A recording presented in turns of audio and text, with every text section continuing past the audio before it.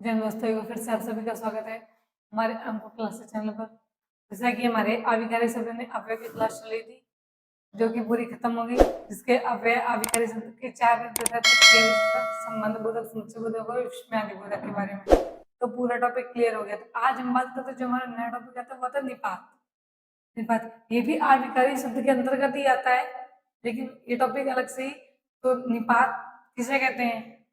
जैसे कि निपात का प्रयोग कभी साइंस में होता है। निपात अगर बोले तो जहाँ हवा का प्रवाह ना हो वहां निपात होता है।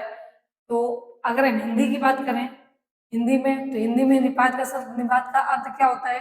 हिंदी में निपात का अर्थ है जिस शब्द में बल दिया जाए, मतलब जोर दिया जाए।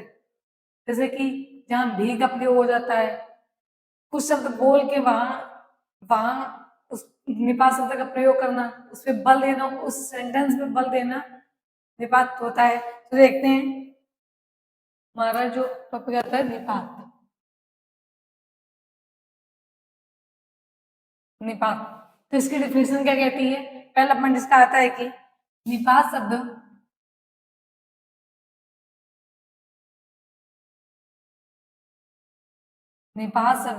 अव्यय की तरह होते हैं।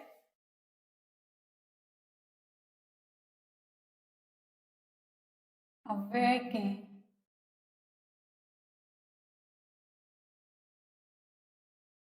की तरह होते हैं।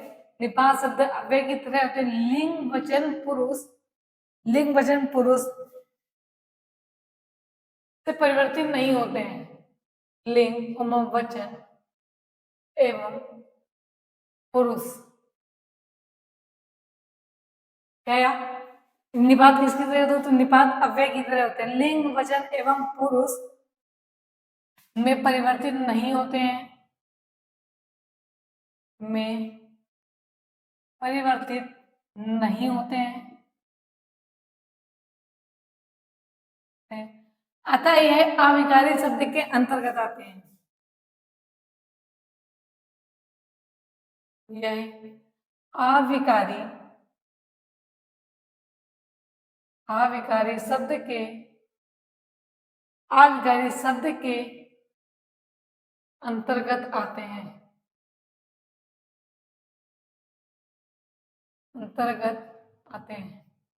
तो निपात क्या? निपात शब्द अव्यय की तरह होते हैं, लिंग वचन पुरुष में परिवर्तित नहीं होते हैं, और ये किसके अंतर्गत आते हैं? आविकारी शब्द के अंतर्गत आते हैं। अब देखते हैं अगला पॉइंट क्या कहता है कि वाक्य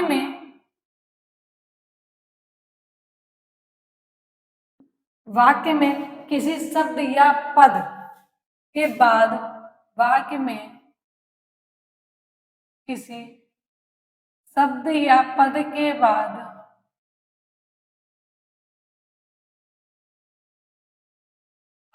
तो निपात में किसी शब्द या पद के बाद अव्यय लगाकर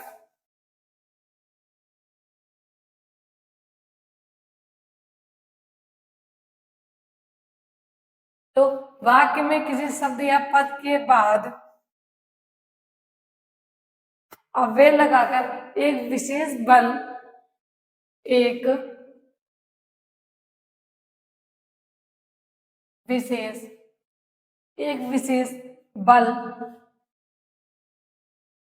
या अवधारणा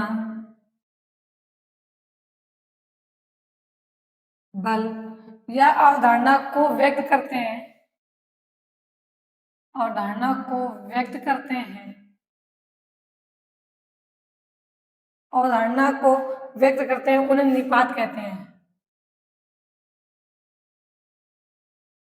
उन्हें निपात कहते हैं। तो वाक्य में किसी शब्द पद के बाद जब अव्यय लगाया जाता है, उसमें एक विशेष बल दिया जाता है किसी भी वाक्य में, तो उसे क्या कहते हैं? निपात कहते हैं। एग्जाम्पल देखते हैं। जैसे उदाहरण हमारा आता है क्या? उदाहरण की बात करें तो क्या आप सुन रहे हो?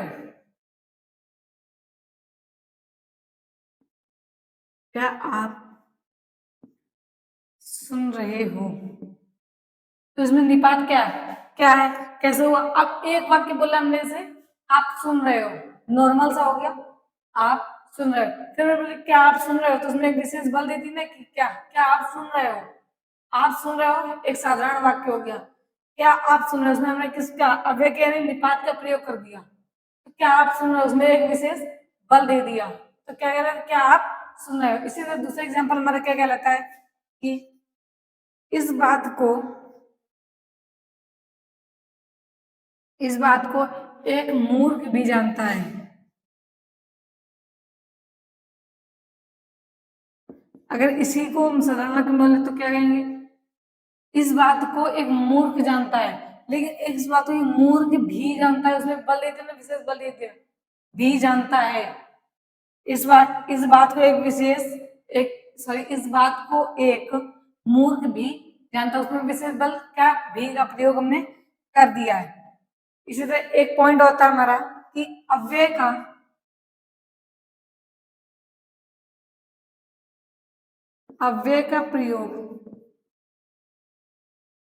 का प्रयोग काल, कहाँ का क्या था, काल, स्थान, परिमाण। अव्यय के प्रयोग काल, स्थान, परिमाण, रीति, संबंध, समुच्चय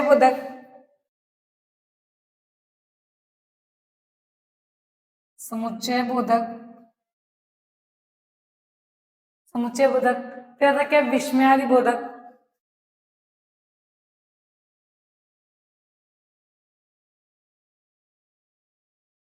विस्मयादि बोधक में किया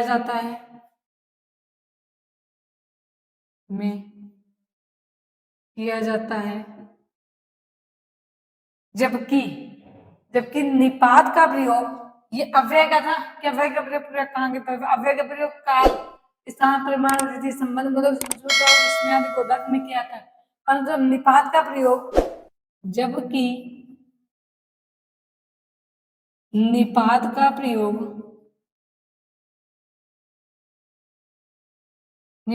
का प्रयोग उपयुक्त किसी भी स्थिति के लिए किसी भी स्थिति के लिए किया जाता है, किसी भी स्थिति के लिए किया जाता है। तो अव्यय का प्रयोग कहाँ का किया जाता है, तो अव्यय का प्रयोग काल, स्थान, परिमाण, रीति, संबंध, समुच्चय बोधक और विस्मय बोधक आदि के लिए किया जाता है। जबकि निपात का प्रयोग किसी भी स्थिति में हो, जरूरी नहीं कि वो काल हो, स्थान हो या परिमाण हो, रीति हो, कुछ भी हो, उसमें निपात का प्रयोग किया जाता है। जैसे कुछ शब्द है, जैसे कि आगे ना, नी, ने, नहीं, फिर मत करना हो गया, निषेध, वर्जित, स्वयं, स्वतः,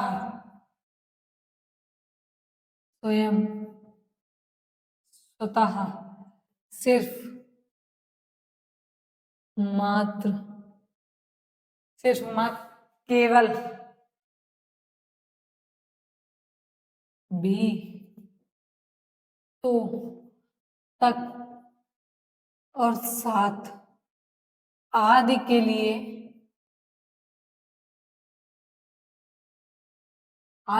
होता है।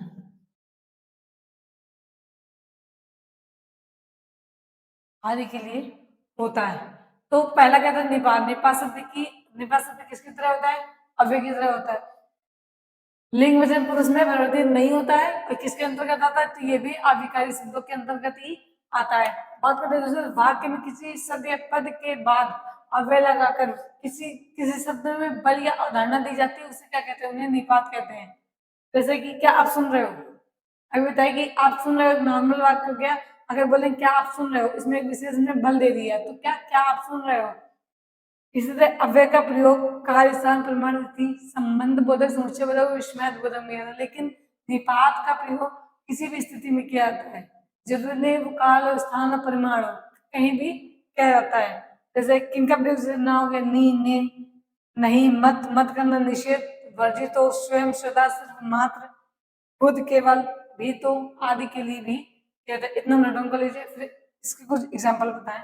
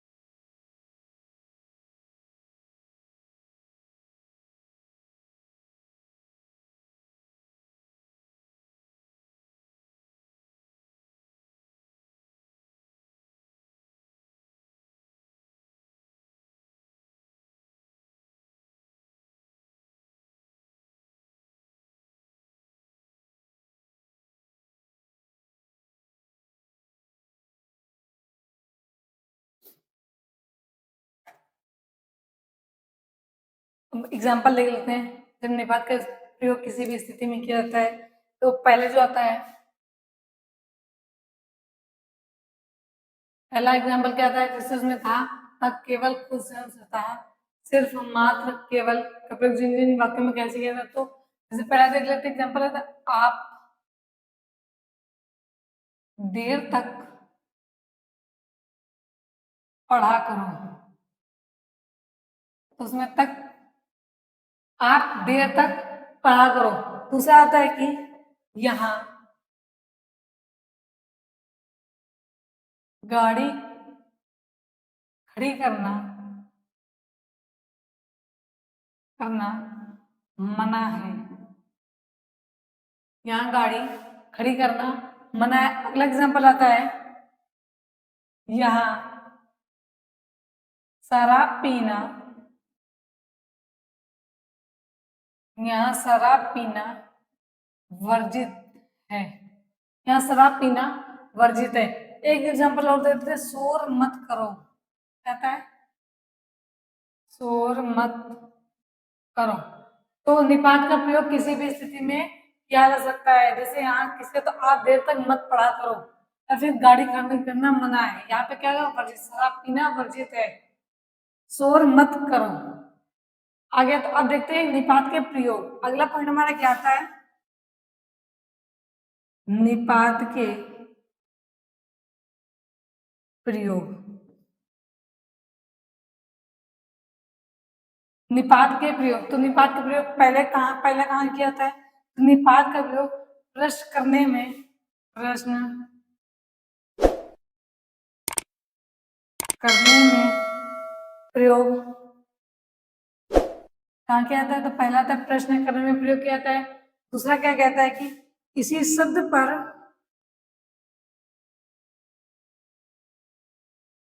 किसी शब्द पर बल देने के लिए प्रयोग किया जाता है। किसके लिए, बल देने के लिए, बल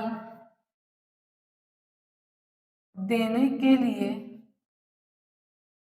लिए प्रयोग किया जाता है, प्रयोग किया जाता है। तो पहला क्या था, प्रश्न करने में प्रयोग किया था। दूसरा था किसी पर बल देने के लिए या किसी प्रश्न पर या फिर किसी वाक्य पर बल देने के लिए इसका प्रयोग किया जाता है। अगला पॉइंट हमारा आता है कि अस्वीकृति, अस्वीकृति प्रकट करने में, प्रकट करने में प्रयोग। लास्ट आता है, लास्ट जो आता था विस्मय में, विस्मय प्रकट करने के लिए, विस्मय प्रकट करने के लिए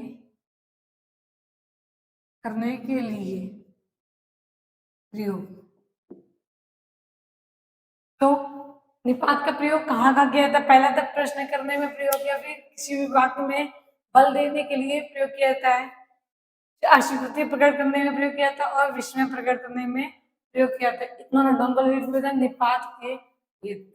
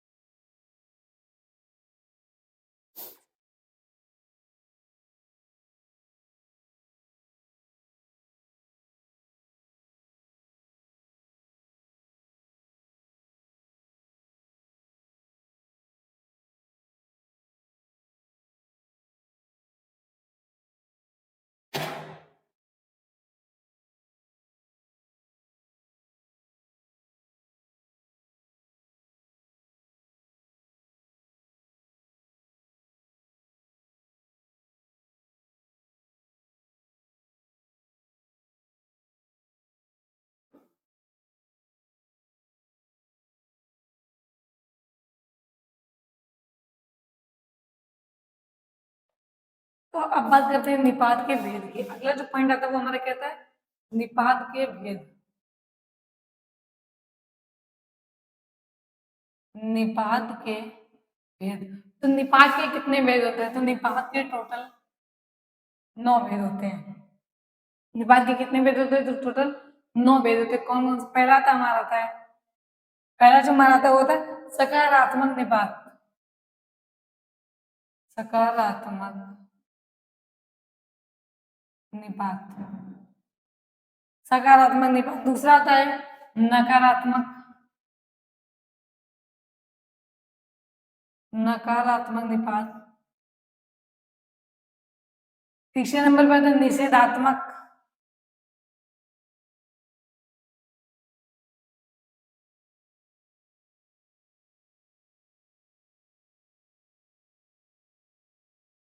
निषेधात्मक निपात। चौथे नंबर पर हमारा था प्रश्नबोधक, प्रश्नबोधक निपात। पांचवें नंबर पे आता है विस्मयादिबोधक निपात।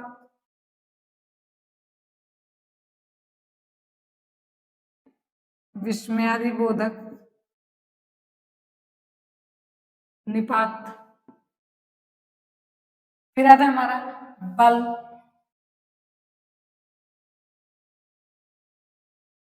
बल, बल आता है प्रत्येधक, बल प्रत्येधक निपात।